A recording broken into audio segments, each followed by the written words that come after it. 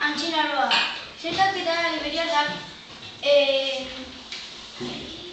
bizi ziren kostalde atlantikoan eta kostalde mediterraneoan. Eta etorri ziren fenixarrak, greziarrak eta kartagotarrak. Erromatarrak Hispanian. Zer egin nahi zuten Mediterraneo itsasoa konkistatu eta azkenean konkistatu zuten. Zer da erromanizazioa? Erromatarrek latina ikasten eta Hispania provintzia egiten. Nortzuek hasi ziren gerra punikoak eta gotarrak. Euskal Lurraldean Antzinaroan.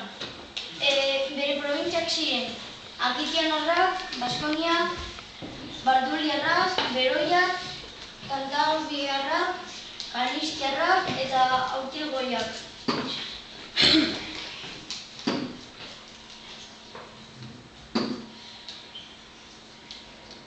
Iberiarrak, zeltak eta kolonizatzaileak. Non bizi ziren hegoaldean ebizketetan. Zer ziren nekazariak, abeltzainak eta artisagoak. Eta batzuk nekazariak eta abeltzainak ziren.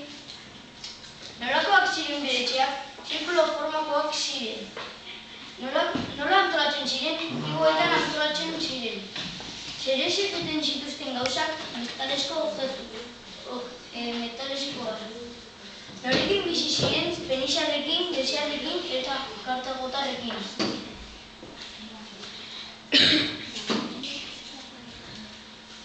Erromatar konkista.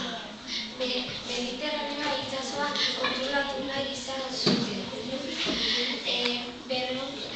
218 urtean lehoratu nahi zuten.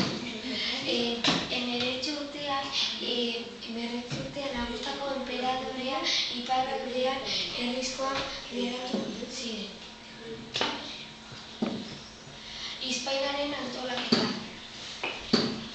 Hispaina konkistatutako erromatar inperioa zati bihurtu ziren. Lehenik provintzia banatu zituen. Gero, gobernadorea bat izendatu. Hasieran 2 ziren eta gero 3. Mendean 5 Betika, Lusitaria, Trascones, Galicia eta Cartanesia. Hispaina erromatar ohitura berehala zituen. Erromatar bidez erromatar soldadua hasi ziren. Erlijio erabil aldute zen konkista hasieran. Erromatarrak etorri aurreko herriak. Kristo aurreko 2. mendean hainbat herri bizi ziren Euskadin. Barduliarrak, Kalistiarrak, Akitaniarrak, Beroiak eta Baskoiak.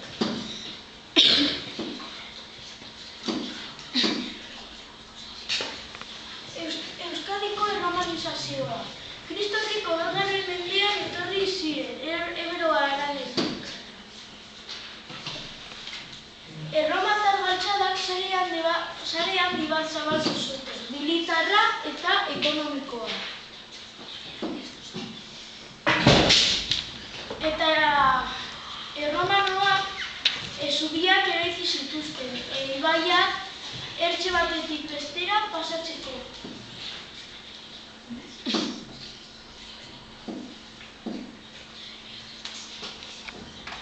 Eta amaitu da gure hitzaldia. Espero dugu momentu interesgarria izatea.